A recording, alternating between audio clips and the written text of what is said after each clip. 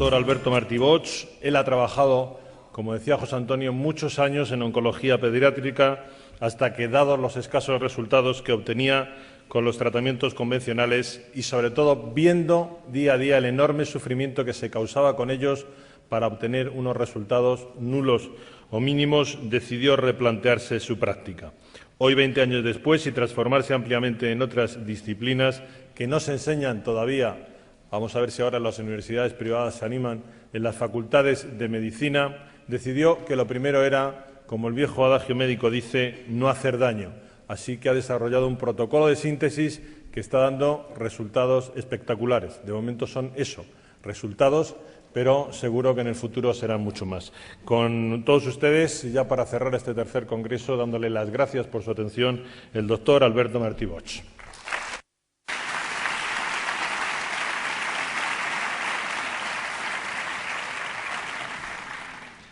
Gracias por su cálida acogida. Gracias, Antonio, por tu presentación. Gracias, José Antonio. Gracias a todos los que también hacéis posible este congreso. Y bueno, voy a intentar explicar en 45 minutos lo que es verdad. Se puede explicar en 5. Pero bueno, yo todavía no he aprendido esa técnica. Mi mujer siempre me dice que tengo que aprender a resumir. Bueno, intentaré resumir lo mejor que pueda. ¿En qué se basa el fundamento médico? Bien, en cierto modo es una integración. Como muy bien ha dicho Antonio, a veces parece que hay una controversia cuando hablamos de oncología. ¿Estamos hablando de acidificación? ¿Estamos hablando de alcalinización? ¿Quién tiene razón? ¿El cáncer es un problema alcalino? ¿El cáncer es un problema ácido? Los dos planteamientos tienen razón. Porque todo va a depender de qué estemos mirando y dónde estemos mirando. El tumor en su interior es alcalino, mientras que en su exterior es tremendamente ácido. Por lo tanto, se genera esa dualidad, acidosis metabólica y alcalosis tumoral. Vamos a intentar explicar cómo se genera este fenómeno, que también esto nos va a permitir abordar la enfermedad y provocar la apoptosis tumoral. Es decir, el motivo del proyecto de trabajo que yo desarrollé inicialmente tenía una finalidad. Como yo trabajaba en hospital, me movía en hospital, estaba formado con la línea de hospital, veía realmente que en aquella época, pues, si tenemos una leucemia, un linfoma o un cáncer de mama, es igual, según sea de niños o de adultos, pues la única solución que teníamos era la quimioterapia. Pero esta realmente resultaba ser una terapia muy dura para el paciente. Náuseas, vómitos, pérdida de pelo, en muchos casos hasta se perdían los dientes, se descalcificaban las personas, dolores terribles. Claro, te planteabas cómo conseguir que el niño que estaba en tratamiento, cuando yo estaba en oncología infantil, cómo conseguir que el niño sufriera menos y cómo conseguir también que el tratamiento fuera más eficaz. Es decir, si en lugar de dar 20 sesiones, si lo podíamos solucionar con 10, con 5. Bien, y eso es lo que me llevó a investigar qué podíamos hacer para mitigar la situación del paciente. Entonces, me planteé que lo primero que teníamos que hacer era entender, para resolver un problema, lo primero que hay que hacer es entender el problema. ¿Qué es el cáncer? Te dicen, bueno, unas células que se han vuelto malas. Y bueno, sí, pero ¿y por qué? Ayer no eran malas y hoy sí lo son. Algo ha hecho que estas células degeneren, algo ha hecho que estas células se alteren. ¿Qué es lo que hay? Nadie daba contestación. ¿Hay alguna...? ¿No se oye bien en la sala? Es que parece que voy a comentar por el fondo. Bien, volvemos. Entonces, ¿qué es lo que qué es lo que puede hacer que la célula se vuelva mala? Bien. Pasa el tiempo, indagas, te mueves, estudias medicina ortomolecular, estudias fitoterapia, estudias homeopatía, estudias dietética y nutrición, que son cosas que en la facultad no nos enseñan. Tienes que marcharte fuera del país, porque aquí eso no se enseñaba. Entonces, pues bueno, tuve la suerte de ir topando con gente extraordinaria, como fue Brillinger, el grupo de Hofer, estuve con Demar, Saint-Jean, en Francia, en Austria, estuve en Holanda con Oswald, estuve en Manchester con Norman Eddy, pude estar en Houston con el grupo de John Stiles, Will Spark, Denis de Lucas. Toda esta gente me fue abriendo un campo de posibilidades y una visión de la enfermedad. Con todo ese bagaje de contactos y conocimientos, pues entonces nos planteamos montar ya un proyecto. Yo estaba en la universidad haciendo prácticas de histología y me hizo gracia que muchas veces hacías tinciones y a unas salían artefactadas y otras no. ¿Qué es un artefacto? Un artefacto es cuando al hacer una tinción, y si esto es una célula, aparecen manchas alrededor de ellas. Te decían que lo habías teñido mal. Y en cambio otras salían perfectas, solo se teñía la célula y el entorno no. Bien, tú con la ignorancia de estudiante piensas que sí, que igual has hecho mal la tinción, pero un día cae en tus manos un libro. Y el doctor Pischinger es un hombre que es anatomopatólogo, es catedrático de la Facultad de Medicina en Viena, en Austria, y presenta una tesis doctoral cum laude que se presenta, creo que se publicó en el año 70, The Matrix and the Matrix Regulations. Yo este trabajo lo conozco a través del doctor Ovirne. Me intereso por ese libro, lo leo, y creo que este hombre nos abre las puertas a la comprensión de la enfermedad, no del cáncer, de todas. Este hombre nos plantea que la enfermedad empieza alrededor de la célula, no en la célula. Es el entorno celular el responsable de que la célula se altere. Bien por fallo renal, bien por fallo hepático, bien por fallo pulmonar o bien por fallo multisistémico, todos a la vez. El sistema básico, podríamos decir que consta de esto, de pulmón, hígado, riñón, sistema vascular arterial, sistema vascular venoso, sistema intersticial, célula. En este caso hemos puesto la piel, pero que sepáis que también puedo poner mucosa, es indistinto. Si os fijáis, de aquí para aquí piel y de aquí para adentro mucosa. Si ahora cortara el labio, tendría en un lado piel, otro mucosa y el sistema celular en medio. Luego entenderéis por qué explico este detalle. Bien, ¿qué ocurre? Resulta que el pulmón, el hígado y el riñón son filtros que como tales trabajan 24 horas al día desde que nacemos hasta que morimos. El corazón de una persona en reposo sabemos que mueve 5 litros de sangre por minuto. Luego, por cada uno de estos filtros pasarán, lógicamente, como mínimo 5 litros de sangre por minuto. Todo el mundo entiende que si esto es el filtro del aire de un automóvil, ponemos en marcha el automóvil y el aire pasa a través del filtro, el filtro se va a ensuciar. Y te dicen que cuando esté sucio, cuando tenga 5 o 10.000 kilómetros según el tipo de filtro, que lo cambies. Lo entendemos en un coche, pero no lo queremos entender en las personas. Vamos a reflexionar sobre este dato. 5 litros de sangre por minuto y una persona en reposo. Si cada minuto pasan 5 litros de sangre, ¿qué es lo que están filtrando estos señores? Los residuos metabólicos del sistema celular. De la sangre arterial es la que lleva oxígeno, azúcares, grasas, proteínas, minerales. ¿Para qué? Para nutrir al sistema celular. Hay que enviarle oxígeno, hay que enviarle grasas, hay que enviarle proteínas para que la célula se nutra, se oxigene, viva. Pero esta célula, cada vez que respira, cada vez que recibe oxígeno, ella genera un residual metabólico o basura, que es el CO2. Si yo le envío grasas, ella la va a usar y la va a metabolizar, y cuando esta grasa se degrada, la tira, que es el colesterol. Algo así cuando nosotros ponemos aceite de oliva en una sartén, freímos un huevo, freímos una chistorra y cuando el aceite está quemado lo tiramos.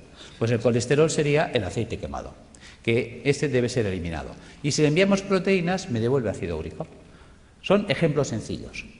Sabemos que es mucho más compleja la bioquímica celular, pero nos vamos a centrar en 3 datos, en 3 valores fácilmente comprensibles.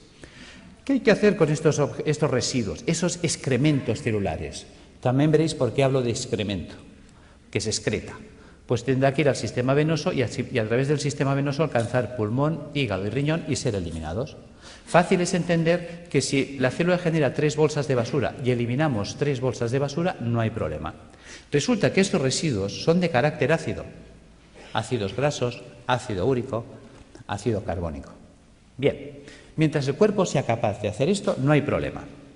Volvamos, rebobinemos. Hemos dicho que el corazón de una persona en reposo mueve 5 litros de sangre por minuto. Eso quiere decir que si en un minuto pasan 5 litros de sangre por el pulmón, el hígado y el riñón para ser filtrados, en 60 minutos pasarán el equivalente a 300 litros.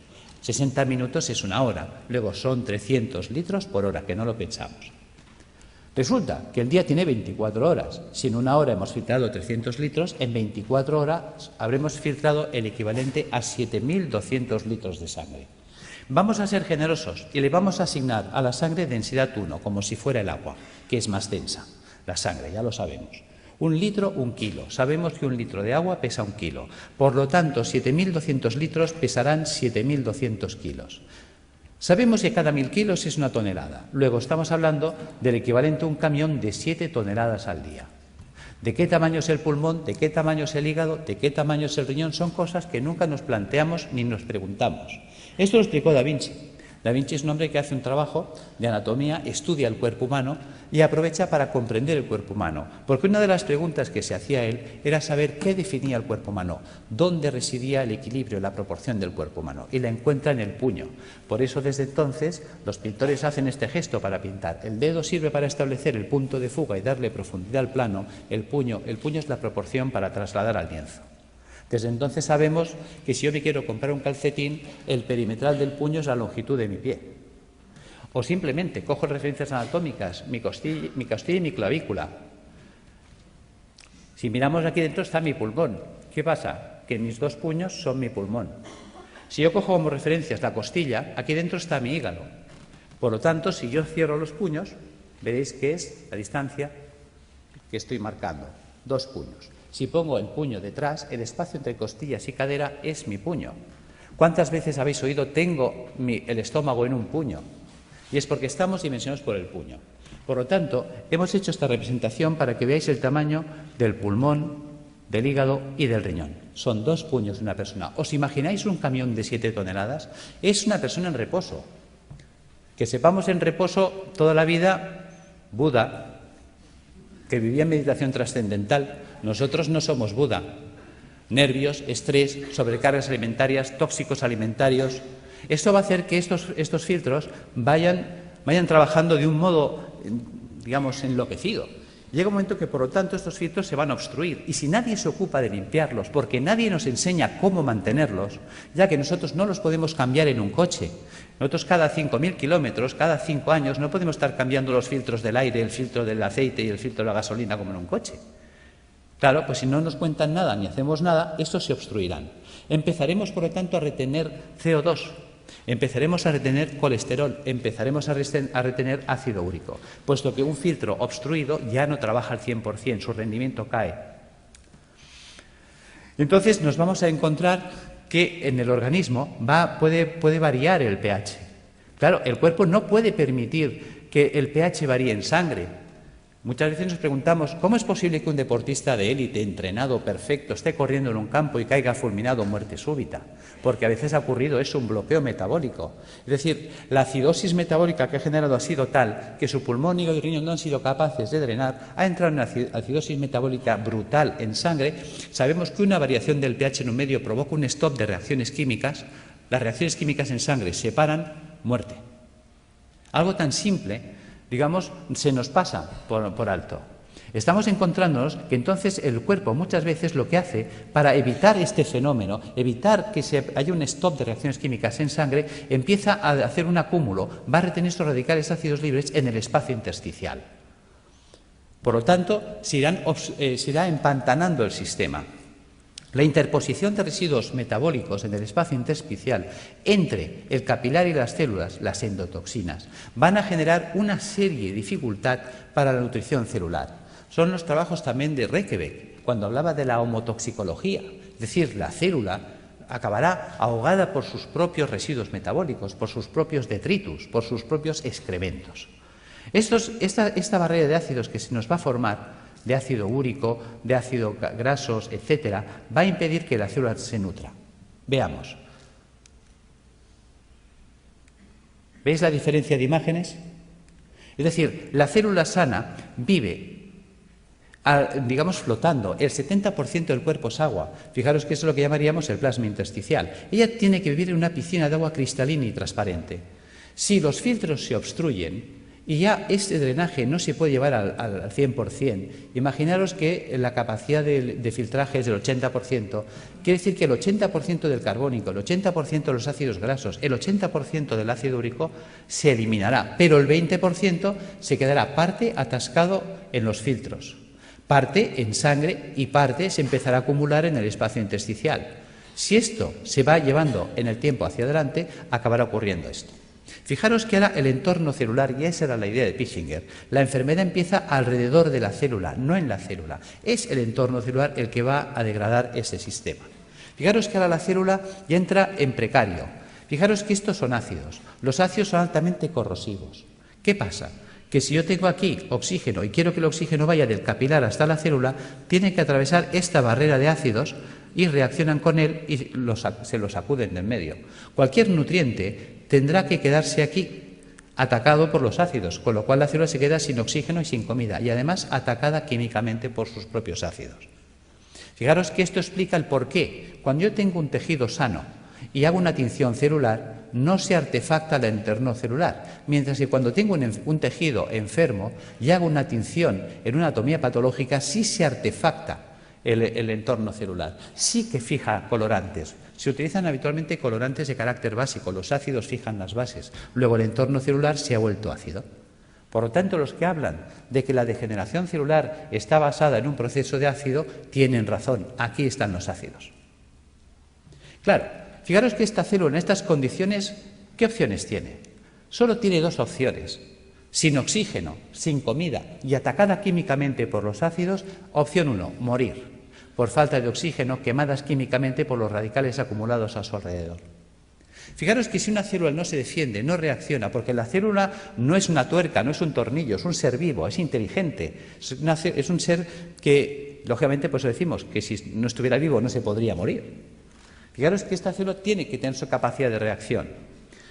Una vez hicieron unos programas de televisión que clavaron esto.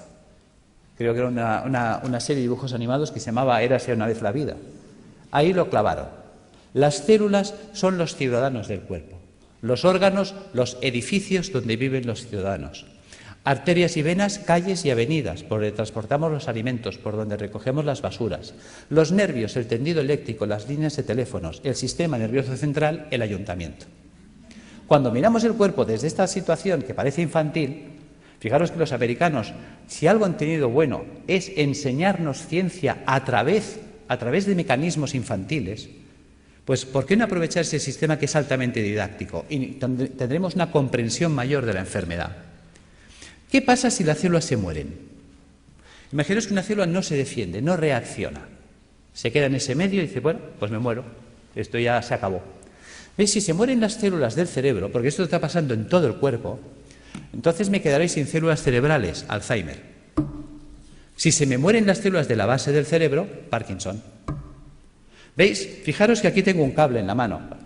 Por todos sitios hay cables. Los cables tienen un forro de plástico. Los cables conducen los impulsos eléctricos que en estos momentos nos permiten la informática, la luz, todo. En el cuerpo los nervios conducen todos los impulsos eléctricos y electroquímicos. Pero están forrados de la vaina de mielina. La vaina de mielina sería el plástico. ¿Qué pasaría si yo echara un chorro de ácido sobre los plásticos, sobre los aislantes de los cables? Que el ácido haría una acción corrosiva sobre el plástico. El cable se cortocircuitaría, pero dejaría de conducir. ¿Qué pasa si resulta que los nervios que me están uniendo esta célula con el cerebro, la mielina es atacada por los ácidos que hay a su alrededor? Se degrada la mielina. Sin mielina hago una enfermedad desmielinizante, esclerosis múltiple, esclerosis lateral amiotrófica, esclerosis en placa. Pissinger fue un genio. Nos hizo entender las enfermedades. ¿Veis? ¿Qué pasa si la célula, imaginaos que aquí ponemos piel y aquí le ponemos un pezón? ¿Veis? Esto es una célula del pecho. Imaginaos que esta célula se muere. ¿Veis? Un tejido con células muertas es un tejido fibroso. Hablaremos, por lo tanto, de fibromas. ¿Ves? Fibroma mamario, fibroma uterino, fibrosis prostática. ¿Ves? Que el fibroadenoma a nadie le preocupa. ¿Por qué a nadie le preocupa? Es un fibroma. Pues porque un fibroma son células muertas y las células muertas no matan. Fijaros cómo somos. Vemos el problema, pero no estamos siendo capaces de valorar la trascendencia del problema. ¿Ves? Mientras tanto, si se mueren las células del pulmón, amigo, fibrosis pulmonar, fibrosis hepática si se mueren las del hígado, fibrosis renal si se mueren las del riñón. Y fíjate que decimos fibrosis pulmonar de causa idiopática. ¿Y por qué hablamos de causa idiopática? Porque estamos acostumbrados a que si no hay bichito no hay causa. Entonces tiene que haber el bichito. Y si no encontramos la bacteria de turno, el hongo de turno o el virus de turno, entonces no sabemos por qué se ha fibrosado el pulmón. Y es tan sencillo como esto. Al pulmón le está llegando más basura de la que puede tirar. Y es una basura de carácter ácido. Imaginaos que yo soy una célula pulmonar, tengo que recibir el carbónico, tirarlo, coger el oxígeno, meterlo. Y estoy todo el santo día trabajando como un burro. Y de pronto me empieza a llegar más carbónico del que puedo tirar porque yo estoy agotado. Al final yo acabo sepultado en carbónico. El carbónico químicamente me quema. Al quemarme me muero. No es tan difícil de entender. Y eso pasa en el hígado, pasa en el riñón. ¿Ves? Son las enfermedades esclerosantes que llamamos, que están ahí en el saco perdidos de Dios. Las enfermedades de carácter idiopática, claro, para eso no hay tratamiento, porque no hay la pastillita. Bien, ¿qué ocurre si la célula sobrevive? ¿Ves? La célula decide no morirse, va a luchar. Hay células que se rebelan, yo soy un superviviente, yo voy a luchar. ¿Cómo lo hace? Hay 4 mecanismos. Uno, hacer un globo de agua. Voy a retener agua y me voy a envolver en agua. Me monto mi mini piscina. Vale, ¿ves? Estoy desplazando los ácidos, mantengo un canal de comunicación con el sistema celular, con el capilar arterial, y recibo nutrición y tiro la basura fuera. ¿Veis? Fíjate que en el sistema celular del cuerpo funciona el dime tú qué sabes. O lo que hacemos todos en un examen cuando nos hace una pregunta y no sabemos. Miramos al de al lado. Oye, ¿tú qué haces? Dice, yo me echo un globo de agua. Dice, vale, yo te me hago otro. Y la de al lado me copia. Y se empiezan a copiar todas las células. Si todas las células empiezan a retener un globo de agua, es esa persona que empieza a engordar, y ya puede hacer dietas que no adelgaza. ¿Ves? Hay gente que dice, es que yo he ido a una clínica carísima, me han cobrado 6.000 euros, me han tenido 5 días a agua y he engordado. Yo tengo pacientes que vienen diciéndome esto. Yo, claro, porque tu cuerpo se está defendiendo de la acidosis metabólica reteniendo el agua. Y el agua, aunque sea calorías cero, el agua pesa. Y si esa persona retiene el agua, se la queda, aumenta de peso. ¿Veis? Este es el tema. Opción 2, tamponar. ¿Qué es tamponar? Tamponar es convertir un ácido en una sal. ¿Veis? Fijaros, por ejemplo, aquí tenemos una imagen de un hueso y una imagen de un hueso pues ya osteoporótico, lleno de agujeros, parece un queso gruyère. ¿Veis? Yo tengo ácido clorhídrico, que es un ácido terrible. Yo podía hacerlo reaccionar con hidróxido sódico. Con el OH del hidróxido sódico y el hidrógeno, el hidrogenión del clorhídrico, puedo formar H2O. Y con el cloro y el sodio, cloruro sódico. ¿Veis? He convertido el ácido clorhídrico en cloruro sódico. Fijaros que si yo tengo una jarrita de ácido clorhídrico y dejo caer un chorrito en la mano, tal como cae el chorrito, me perfora la mano más rápida que un Black & Decker. Lo sabéis. Es terriblemente corrosivo. Mientras que yo puedo coger la sal, el cloruro sódico a puñados y soltarlo y no pasa nada. Por lo tanto, el cuerpo hace lo mismo. Quitarle a Juan para darle a Pedro. Cuando un tejido vital entra en compromiso, ¿qué hace el cuerpo? Sacrifica una estructura para mantener viva otra. Entonces, si yo tengo ácido úrico en el espacio intersticial, ¿qué puedo hacer? Pues empezar a robar minerales de los huesos. Si tengo ácido úrico, formaré urato sódico. Si tengo ácido palmítico, palmitato sódico. Si tengo ácido carbónico, carbonato cálcico. ¿De dónde puedo robar calcio y sodio? De los huesos. Y empezamos a entender la osteoporosis, la artrosis, la artritis, el ataque ácido a los huesos. ¿Veis? Y aparecen entonces calcificaciones en los tejidos blandos. Uy, tienes calcificaciones en la mama, tienes calcificaciones en el pulmón. Fíjate que el cuerpo nos está avisando. Te está diciendo que el siguiente paso, ¿cuál va a ser? ¿Ves? Nos queda un paso que es el drenaje. Fijaros, volvamos atrás, que yo por la piel puedo eliminar carbónico. Yo por la piel puedo eliminar grasas, tengo el cutis graso, lo habéis visto 1000 veces. Yo por la piel saco amoníaco, urea. Veréis que hay gente que mancha las amarillas, las camisas, los sobacos de cercos amarillos, urea. ¿Veis? Si yo saco un sudor excesivamente ácido por la piel, la célula, ya que antes de morir, ¿qué hace? Empieza a echarlo todo por la piel. Si saco un sudor muy ácido por la piel, se me quemará la piel. Ataque químico, dermatitis, psoriasis, eczemas. Por eso dicen que la psoriasis no se cura, porque la quiero curar con una pomadita desde fuera, cuando el problema está dentro. ¿Veis? Vamos entendiendo las enfermedades. Realmente nos abrió los ojos. Si yo entiendo la enfermedad, yo puedo resolver la enfermedad. Si yo entiendo el problema, yo puedo resolver el problema. Lo que no podré es nunca resolver un problema que no entiendo o no quiero entender. Esta es, diríamos, la situación en la que nos encontramos. ¿Veis? Podemos hacer el drenaje hacia las mucosas, que decíamos antes. Si en lugar de drenar hacia la piel, dreno hacia las mucosas, pues entonces tendríamos un problema a nivel de mucosas, llagas de boca, llagas de esófago, llagas de estómago, colitis ulcerosa. Claro, la gente dice, oye, ¿y por qué hay gente que drena por la boca y otros drenan por el colon y otros drenan por el estómago u otros drenan por la piel? Porque el cuerpo, hemos dicho, que es como una ciudad donde el sistema nervioso central es el ayuntamiento. Ejemplo. ¿Veis? Creo que hubo una época en la que Madrid tenía un conflicto de basuras.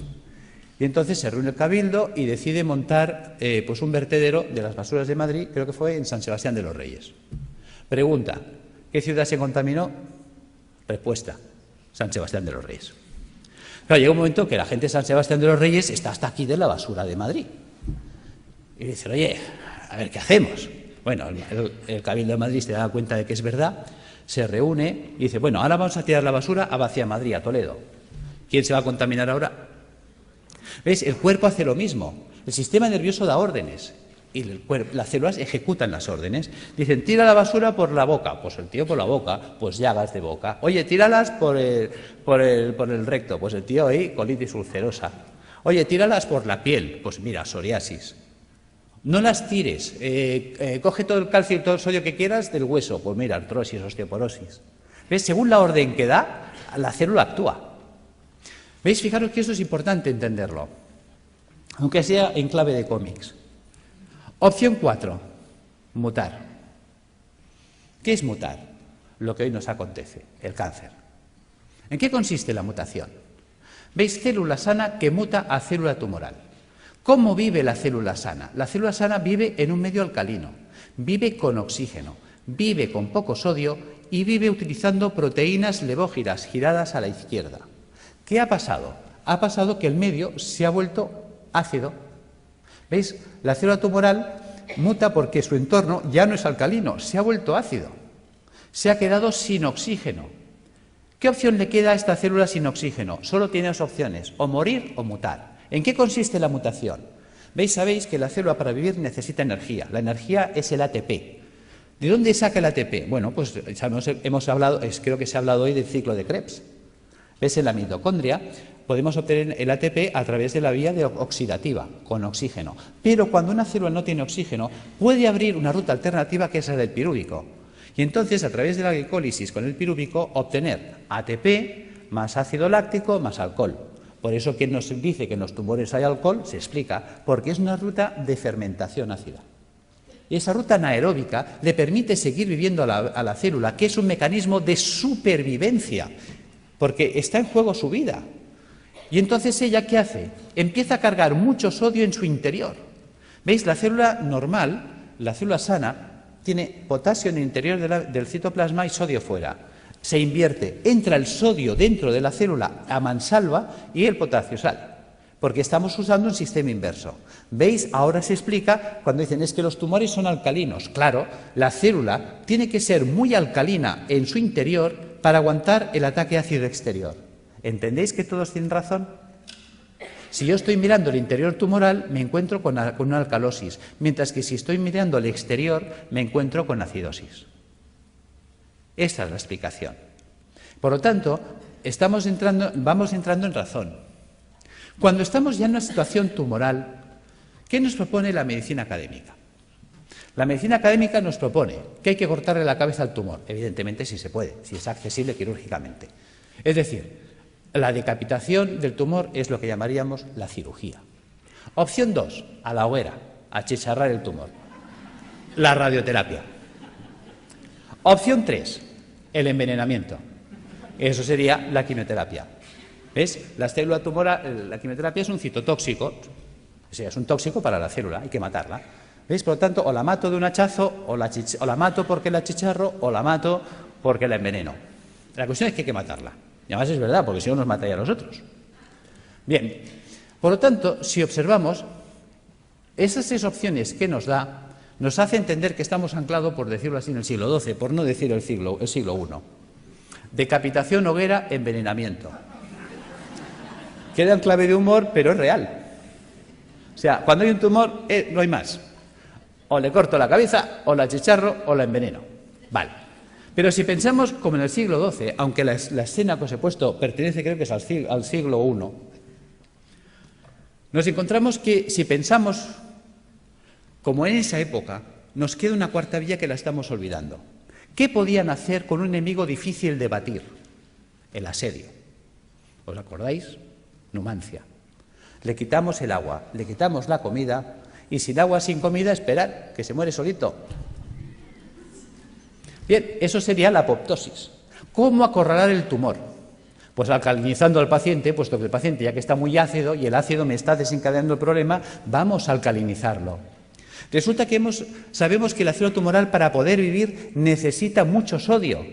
Resulta que al paciente hipertenso le decimos come sin sal, al paciente cardiópata le decimos come sin sal, al paciente que está mal del riñón, al nefrópata le decimos come sin sal. Pues digamos al oncológico que coma sin sal, puesto que el ácido tumoral necesita mucha sal para ser muy alcalina en su interior. Si le quito la sal, lo hago polvo. Luego, utilizar enzimas proteolíticos de acción selectiva. ¿Qué es un enzima proteolítico de acción selectiva?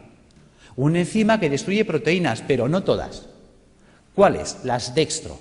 Resulta que la célula tumoral, para vivir, ha tenido que desarrollar un tipo de proteína que es la dextro. Fijaros que en el cuerpo todos los aminoácidos son L-metionina, L-cisteína, L-arginina. ¿Por qué? Porque nuestras proteínas son levo, pero las proteínas levógiras son estables en un medio alcalino, en un medio ácido no son estables. Luego necesito una proteína estable en un medio ácido, la dextrógira.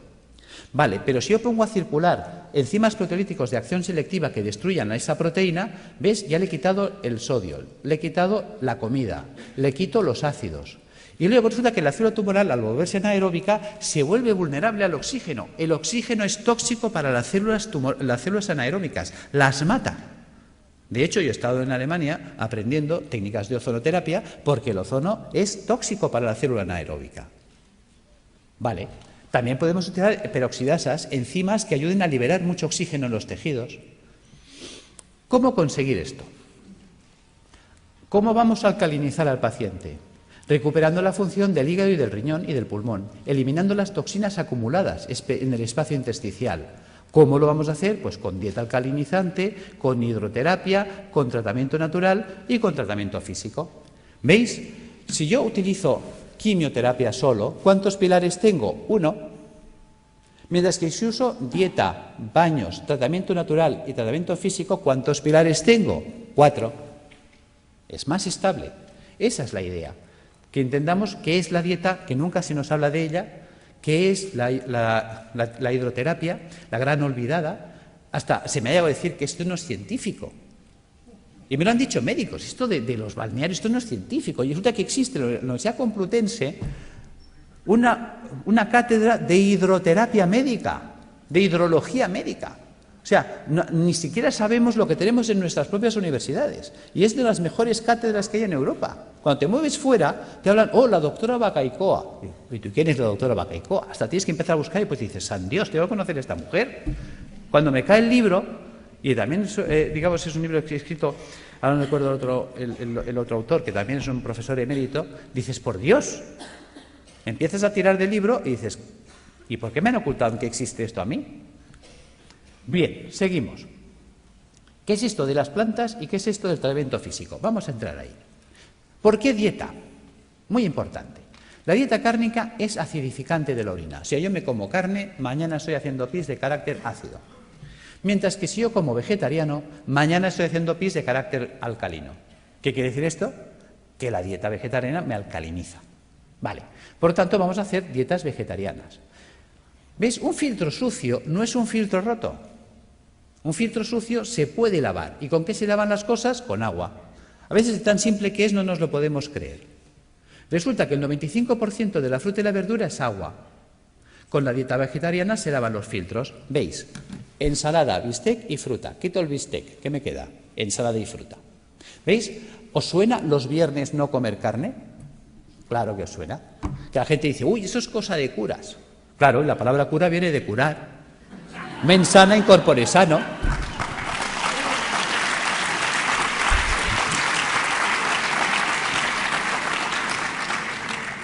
Claro, ¿qué ocurre? Que cuando las cosas, gracias, pero bueno, es para romper un poco el ritmo porque estaréis cansados y dormidos. Claro, ¿qué ocurre? Claro, la gente lo relaciona con los curas, pero con la parte mística. Claro, la gente dice, ¿y esto de dónde lo han sacado los curas? Vas tirando del libro y los curas lo sacaron de un médico, Galeno. ¿Ves? Yo me acuerdo cuando empecé la carrera de medicina, fue la época que se rompieron los números clausus y entraron 3.000 personas a la universidad. Dijeron, nada. Puertas abiertas, que entre todo el mundo y que sea un curso selectivo. Y estábamos 3.000 en primero de carrera. Y entonces había una asignatura opcional, optativa, que se llamaba Historia de la Medicina. ¿Sabéis cuántos se apuntaron a esa asignatura de los 3.000 que estábamos en primero? nadie más. Con lo cual me fue genial, porque tuve un catedrático, clases particulares para mí solo. Y ese hombre, que fue el doctor Felipe Cid, al cual le tengo un recuerdo maravilloso, me dijo: te voy a citar una frase de Napoleón para empezar tu formación en historia de la medicina. Hay de aquel pueblo que olvida su historia porque está condenada a repetirla. Tenía razón. Y luego me citó otra frase de Oppenheimer. Decía: solo tiene futuro aquel que investiga en el pasado, porque investigando en el pasado se puede redescubrir el futuro. Tiene miga. No dijo descubrir, dijo redescubrir. ¿Ves? Nuestros abuelos nos decían: está todo inventado. Y era verdad. ¿Por qué me remito a Galeno? Galeno fue aquel médico que dijo: vale más prevenir que curar. ¿Cómo llega a esa conclusión Galeno? Porque Galeno fue el médico de los 3 nos. ¿Ves? En la época de Galeno te inscribías en la facultad, por decirlo así, el 15 de septiembre y el 30 de septiembre ya eras médico. Ya está. Y como la ignorancia es atrevida, ¡hala!, todos a ejercer. Claro, también hay que saber que en aquella época, con que supieras si el paciente hacía de vientre negro, ¡qué malo! Si hacía rojo, mira, a lo mejor puede ser un hemorroide, ¿no? Si vomitaba verde, tranquilo. Como vomitara rojo, aburem, ¿no? Y si se vomitaba negro, dalo por muerto. Ya está, ya eres médico. O sea, porque claro, no había nada. ¿Cuáles son los 3 grandes nos de Galeno? Él sale, se sienta, como hombre sabio que fue, y por eso nos acordamos de él, y dice: primer no sé medicina. Con lo que me han enseñado no sé nada. Segundo no tengo medicamentos, no existían, los inventó él. Tercer no, si no sé medicina y no tengo medicamentos no puedo curar, obvio. Claro, ¿qué hace Galeno? A Galeno le enseñan la medicina hipocrática. Hipócrates había dicho otra cosa. Hipócrates dijo: que tus alimentos sean tus medicamentos, que tus medicamentos sean tus alimentos. Y se queda tan pancho. ¿Por qué dice esto? Porque él observa cosas curiosas. En aquella época la gente vivía muy asilvestrada, todos vivíamos en el campo, muy silvestres, y encima vivíamos con vacas y ovejas, y realmente el ser humano tiende a copiar y a hacer lo que hacen los demás animales. ¿Ves? Que además es curioso, tiene relación con la historia de la medicina y la historia del medicamento. ¿Veis? Fíjate que un vaquero, o sea, un señor que cuidaba vacas en Escocia, creo que fue, le contó a un veterinario que había observado, que le llamaba la atención desde pequeño, que cada vez que una vaca le salía un tumor, un bulto en la mama, en las ubres, pues que dejaba de comer pasto normal y se iba a buscar una planta que nunca la comía, que nadie la quería. O sea, tú se la ofrecías y te la escupía. Pero cuando tenía un tumor o un bulto en las ubres, iba como loca a buscarla. ¿Y qué iba a buscar esa vaca? Vinca, la vinca per vinca. Resulta que el veterinario no deja en saco roto el comentario del pastor, sino que coge esa planta y se la lleva a la universidad y la analizan. Y se dan cuenta que es verdad, que en la vinca existe un principio activo antitumoral. De ahí salió la vincristina. ¿Os suena? ¿Veis? La historia del medicamento viene de las plantas. Pues lo mismo hizo Galeno. Galeno se da cuenta de que Hipócrates hablaba de que los pacientes que se ponían amarillos, es decir, el hígado, empezaban a comer como locos alcachofas, se veían alcachofas. Entonces, muchos mejoraban si comían muchas alcachofas. ¿Cuál era el problema? Que había que comer 60 alcachofas al día. Se establece un concepto de dosis. Claro, a ver quién es el guapo que desayuna, come, merienda y cena 60 alcachofas al día y durante un año. O sea, cuando le recomendabas a un paciente que hiciera eso, o que si estaba mal del riñón se comiera 60 cebollas, pues cogían el cesto, se iban a ver a Hipócrates y decían: mira, tío, que lo dejo, que me da igual, que yo me muero. Segundo problema que había: pues si se acababa la temporada de alcachofas, ¿qué hacemos?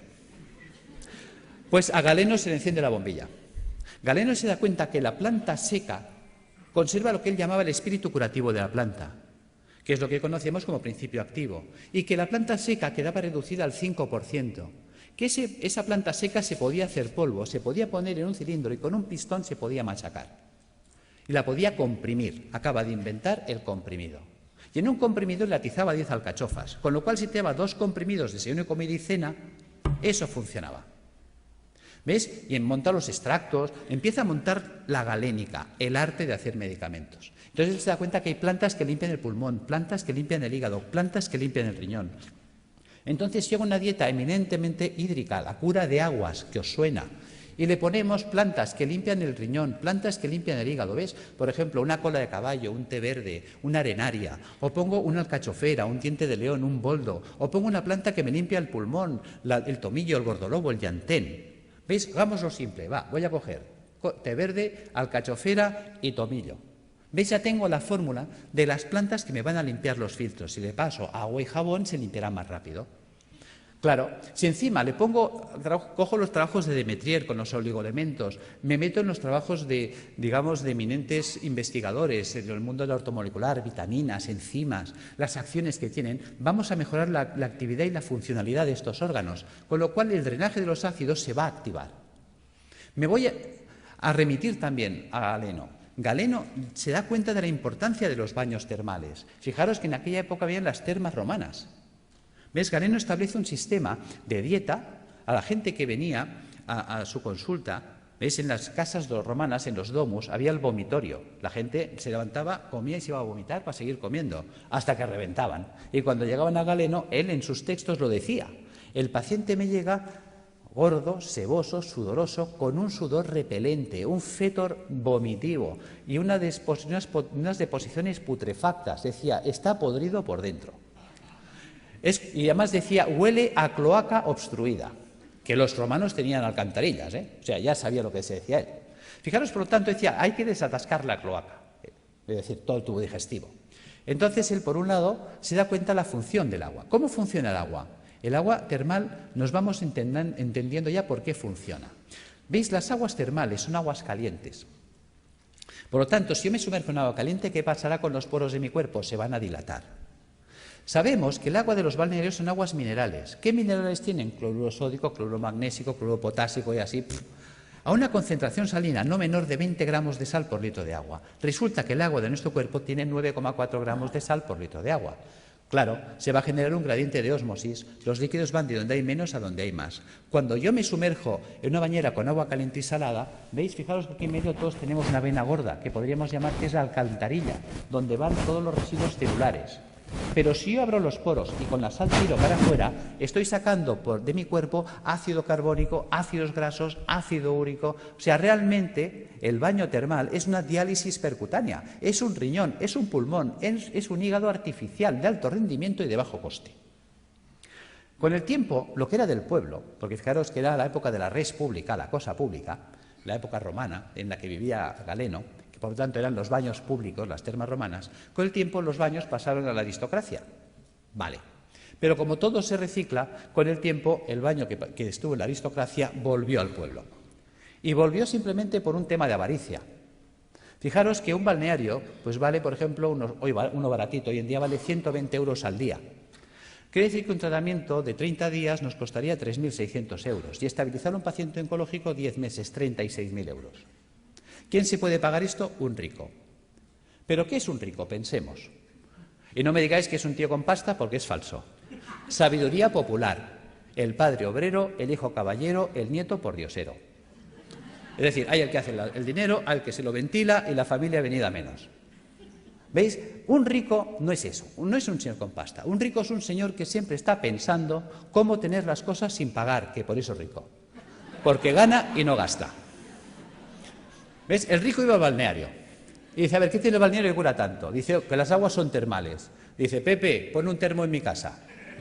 ¿Ves? Si yo caliento, lo hago en un termo, el agua que sale del termo es termal. ¿Qué más necesito? Dice, es que esto, una bañera. Pues Pepe, pon una bañera. ¿Qué más pasa? Oh, es que el agua son minerales. Jacinto, tú que eres químico.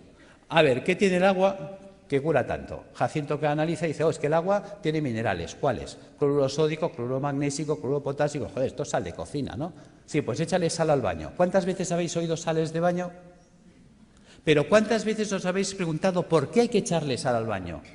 ¿Cuánta sal tengo? Uy, perdón. ¿Cuánta sal tengo que echar al baño? ¿Para qué tengo que echar al baño? ¿Ves? Nunca nos preguntamos. Somos poco curiosos. Resulta que Jacinto, que era químico, le dice, es que tiene 20 gramos de sal por litro de agua. Claro, el tío que está acostumbrado a hacer números dice, pues que me haga una bañera que llena hasta la mitad cubique 100 litros. Las bañeras estándar de casa, llenadas hasta la mitad, cubican 100 litros de agua. Dice, ¿y eso? ¿Y por qué hasta la mitad? Hombre, hasta la mitad porque por el principio de Arquímedes, cuando yo me meto en la bañera, el nivel del agua sube. O dejo en espacio o a fregar. Bien. ¿Por qué 100 litros?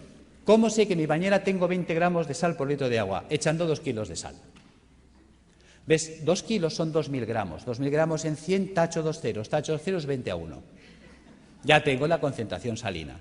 ¿Qué vale un kilo de sal? El otro día lo compré en el Capravo, mientras no suban el IVA, a 15 céntimos el kilo. Luego 2 kilos, 30 céntimos. 30 céntimos por 30 días, 9 euros. Y en casa. Yo tengo pacientes que me llegan desesperados, y no por falta de razón. Me dicen, estoy en insuficiencia renal crónica desde hace 10 años. Ya ha entrado en lista de trasplante, no aparece el trasplante y vienen hechos una pena, pobrecitos. La diálisis ya no da de sí y como no aparezca un riñón en 6 meses, yo no salgo adelante. Simplemente por decirle, ponte en la bañera con 2 kilos de sal cada día, a los 15 días ese hombre está alucinado de cómo tiene sus análisis, porque está haciendo una diálisis diaria. Está sacando ácido úrico por los poros, por ósmosis. Ósmosis percutánea. No pensamos el poder de la bañera. Ahora la gente está quitando las bañeras y abriendo los balnearios.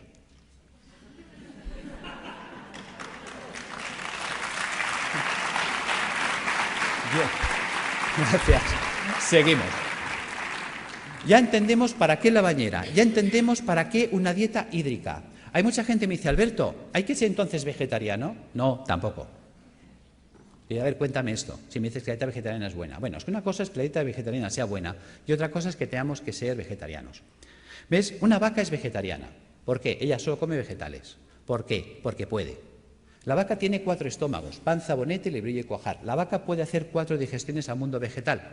Por eso la vaca consigue el 100% de los nutrientes del mundo vegetal. ¿Cuántos estómagos tenemos nosotros? Nosotros tenemos un estómago. No podemos ser vaca. Nos falta tecnología digestiva. Es así de sencillo. ¿Ves? Hay gente que dice que yo sí, puede sobrevivir, porque el cuerpo está adaptado a sobrevivir, pero no a vivir. ¿Ves? Hay herbívoros, hay omnívoros y hay carnívoros. Nosotros somos omnívoros. Pero eso no quiere decir que nos venga bien un día a la semana limpiar. Fijaros, los reyes inventaron la bula para comer carne los viernes. Los reyes no lavaban los filtros.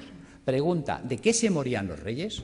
Los reyes se morían de gota, de ácido úrico. ¿Ves? Los ácidos son los que nos matan. Si a mí se me tapa el riñón, yo no podré eliminar el ácido úrico. El ácido úrico me va a corroer los huesos, un dolor terrible, y me va a corroer el sistema arterial por dentro y venoso. Al final me muero de una hemorragia urémica. Fijaros, perforación de las arterias, muerte. Si a mí se me tapa el hígado, no podré eliminar el colesterol. Si no puedo eliminar el colesterol, se me acumulan las arterias, se taponan, infarto, muerto. Si a mí se me tapa el pulmón, no podré eliminar el CO2. El CO2 se me acumula, ya sabéis, es citotóxico, muerto. Los ácidos nos matan. Tan sencillo como esto. Entonces, si añadimos esto a la dieta hiposódica, que ¿cómo afecta esta dieta a la célula tumoral? La célula tumoral necesita mucho sodio para alcalinizar su citoplasma y poder así contrarrestar el ataque ácido externo. Si se queda sin sodio, no puede hacerlo. Y entonces el propio ataque ácido también la puede matar. ¿Cómo matar de hambre a la célula tumoral? Utilizando enzimas proteolíticos de acción selectiva que destruyen solo proteínas extrógenas. Ese fue el pecado de Chacón, encontrar enzimas que destruyen esas proteínas y mata de hambre a la célula, que es inocuo para el sistema, puesto que solo destruye proteínas dextrógenas que solo afecta a la colonia de células tumorales. La célula sana que no ha mutado, como ella sigue tirando de proteínas levógenas, a ella no se entera, no le afecta. ¿Cómo hiperoxigenar los tejidos? El simple drenaje de toxinas, por el simple drenaje de las toxinas, hará que llegue oxígeno a los tejidos. La ozonoterapia, habéis visto algunos muy buenos resultados. Y suministrando al paciente enzimas hiperoxidasas, que también van a mejorar muchísimo. Y aquí están los trabajos con el peróxido de fenilglioxal, que en su día funcionó, de don Gregorio Ramón Cebrián, creo que se llamaba, el doctor Javier López Garcés, hicieron unos trabajos extraordinarios con las peroxidasas. Y yo las uso, funcionan muy bien. Tratamientos físicos, claro que sí, la acupuntura, la osteopatía, la quiropraxia, la magnetoterapia, todo esto nos va a ayudar a reequilibrar todos los sistemas bioenergéticos del cuerpo. ¿Qué ha pasado con toda esa acción que hemos desarrollado? Pues que la célula tumoral, su entorno ya no es ácido. A la célula tumoral le llega oxígeno, que es tóxico para las células anaeróbicas o tumorales. Se queda sin sodio y se queda sin proteínas dextrógenas. Traducido, La célula sana conserva íntegra toda su ruta metabólica, todo lo que ella necesita para vivir, mientras que la tumoral se la hemos quitado. Algo así como si yo tengo una célula que se ha adaptado a vivir en agua dulce, un pez que se ha adaptado a vivir en el agua dulce, y cojo ese pez y lo pongo en el mar otra vez. Ese pez de río en el mar se va a morir, aunque esté en agua, porque el agua es distinta. No es su ecosistema. Nos estamos cargando directamente el ecosistema de la célula tumoral, y eso nos conduce a la apoptosis. Sin sodio, sin proteínas extrógenas, sin ácidos y con oxígeno en el medio, la célula tumoral no puede vivir. Fijaros que yo puedo alcalinizar con bicarbonato sódico, claro que sí. Que podemos estar debatiendo si es un hongo el que desencadena el sistema o es un sistema que se ha acidificado y ha generado las condiciones para que esto suceda. Yo me inclino por lo segundo. ¿Veis? Fijaros, vamos a pasar estas dos imágenes. Las imágenes hablan por sí solas. ¿Veis? La célula normal tiene que vivir en una piscina de agua cristalina y transparente. Mientras que si nosotros no hemos cuidado, porque nadie nos ha hecho entender la importancia de comer un día a la semana vegetariano, de bañarnos un día a la semana en agua con sal, de tomar plantas depurativas que nos ayuden a tener limpios los filtros, mira qué fácil es.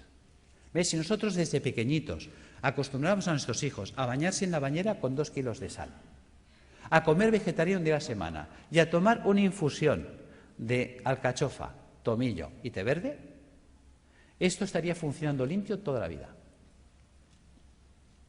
Y entonces estaríamos siempre en estas condiciones. ¿Veis? Fijaros, si yo no limpio esto, ¿qué pasa? Que ahora esta célula que tendría que estar viviendo en una piscina de agua cristalina y transparente, ahora tiene que vivir en una piscina de aguas fecales, sus propios excrementos, porque a lo que hemos comentado antes, ¿veis? A esto, al ácido carbónico, al ácido graso y al ácido úrico le podemos llamar el excremento celular. ¿Por qué le llamamos excremento celular? Vamos a ver. Si nosotros comemos, ¿qué hacemos? Caca.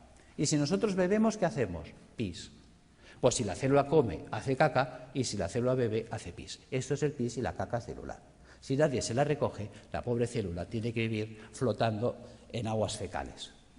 Y mientras el agua no llega aquí, todos tranquilos, y diciendo, y no hagan olas, pero como la cosa empieza a subir, lo entendéis. ¿Veis? Posibilidades de que esta célula se infecte en una piscina de aguas fecales. Es como si tú tienes un hijo y tienes 2 piscinas, una de agua limpia, cristalina, transparente y tratada y una fosa séptica llena de aguas fecales. Y le dices al niño, hola niño, haz aquí 4 piscinas en la fosa séptica. Se te muere el niño. Lo entendemos en ese ejemplo y no lo queremos entender aquí. Es algo tan gráfico como lo explicó Pissinger, es algo tan genial que dices, Dios mío, y tan simple de poder llevar al paciente a estas condiciones, que las cosas van a ir mucho mejor. Fijaros que todo vale incluso. Ya sé que José Antonio hasta me puede tirar el zapato. Porque claro, cuando empezó mi trabajo, ¿cuál era el problema? Mi problema era que yo... Uy, perdón, ¿qué he hecho? Perdón. Vamos ya al fondo. ¿Cuál era el problema? Yo estaba trabajando con quimioterapia cuando empezó mi proyecto de trabajo. Y claro, no entendía cómo era posible que la quimio no funcionara si in vitro funcionaba. Y un día, cuando leo este trabajo, se me enciende la bombilla. Vamos a ver, supongamos que me viene un abogado ahora y me dice, Alberto, acabas de heredar una finca de la tía Carmeta en Tarragona. Pues vale, pues muy bien. Hombre, qué alegría, qué pena por la tía Carmeta, claro, pero también qué alegría por la finca. Son 600 hectáreas. Y dijo, Dios, te vas ahí y dices, pero yo soy médico. Ahora, me cojo un ingeniero agrónomo y me lo llevo para allá. Dice, a ver, tú ingeniero, ¿esto sirve para algo? Dice, hombre, está abandonada, está ruinosa esta finca, lleva 30 años que nadie la ha tocado, está silvestrada. ¿Pero vale o no vale? Dice, pues aquí cebada la que quieras. Dice, bueno, pues ponla en marcha. ¿Veis? Y ahora veo al ingeniero que coge el trigo o la cebada y empieza a echar la cebada entre los zarzales y los matorrales. ¿Tú qué dices? Dice, vaya ingeniero. Resulta que los médicos hacemos esto. Cuando tengo el paciente en situación tumoral, le atizo el suero en sangre y quiero que la molécula llegue a la célula. Se quema por el camino, no llega. Los ácidos la destruyen. Entonces tengo mucha toxicidad y poca efectividad. Claro, cuando limpias el sistema, si tú ahora pones la quimio en sangre, ¿cuánta quimio llega? Toda. Manda huevos, que decía Trillos. Claro, con este sistema, ¿qué pasa? ¿Ves? La célula sana está harta, ha comido, está bien alimentada, ella no tiene hambre. Resulta que la que tiene hambre es la tumoral. Luego es mucho más sensible y por eso veíamos que pacientes que necesitan 20 o 30 sesiones, en 3 o en 4 entran en remisión completa. Ahí está la gracia. Es decir, que tampoco obliga a renunciar a nadie porque el miedo es muy fuerte y si dejo el hospital, ¿qué me pasa? Que no te pasa nada, tío. O sea, que conseguimos que los pacientes tolerasen mejor. Pero es que estamos viendo cosas sorprendentes. Yo ahora he estado en Calcuta con los doctores Banerjee y ya el año pasado estuve con ellos en la Facultad de Medicina y me interesé muchísimo por sus trabajos. Llevo 20 años trabajando con la homeopatía y yo la utilizaba como para tratar el terreno, para desintoxicar el sistema, que son los trabajos de Reykjavik, que todo eso me ha ido muy bien. Pero cuando he puesto en marcha los protocolos de Banerjee, sorpresa. Una sorpresa preciosa ha sido un caso clínico, y con eso cierro, de una chica joven de 31 años que viene a mi consulta el mes de mayo, en muy malas condiciones. Esta chica, pues le detectaron un tumor cerebral estando embarazada de 34 semanas. Entonces se le ponen anticonvulsivantes, antiedematosos, se le hace cesárea, se salva a la criatura, se le opera, se le quita el tumor cerebral en la medida que se puede, ya sabéis que siempre se hace lo que se puede, no la limpieza total nunca es posible.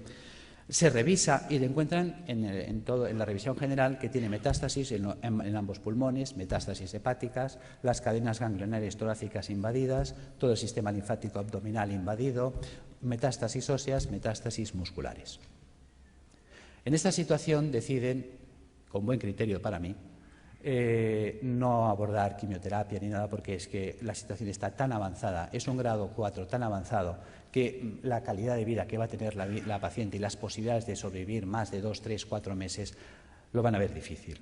Entonces deciden tratamiento paliativo y nada más. En estas condiciones llega la consulta y pones en marcha todos estos dispositivos. Y además asocias los protocolos de Banerjee, le pones Rutagrapheon y más calcárea fosfórica para atender el campo cerebral, el Calicarbonicum para atender el pulmón, el Hydrastis canadiensis para atender la carcinomatosis difusa, el Zinfitum y el Hipericum para las metástasis óseas. Sorpresa. Resulta que al mes viene muy mejorada la mujer. En el mes de julio se le pide pruebas y se las hacen el 13 de julio.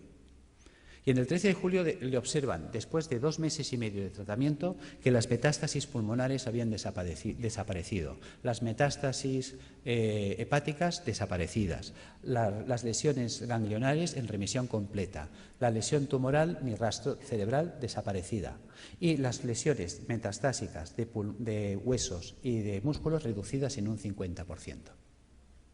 Esta mujer la volvemos a ver en septiembre, el estado general actual es increíble.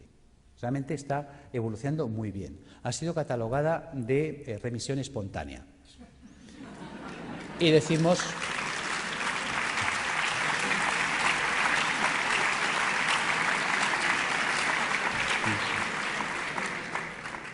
Y es verdad, está respondiendo espontáneamente porque se está produciendo una apoptosis. Pero se está produciendo la apoptosis porque la paciente está haciendo lo correcto. Ha cogido un camino que le funciona. Hay veces que gente me dice, Alberto, ¿tú curas cánceres? No. Pero sí que damos un manual de instrucciones que permiten que el cuerpo se coloque en condiciones tales que entonces el cuerpo sí puede curarse a sí mismo. En fin, espero no haber sido pesado. Gracias.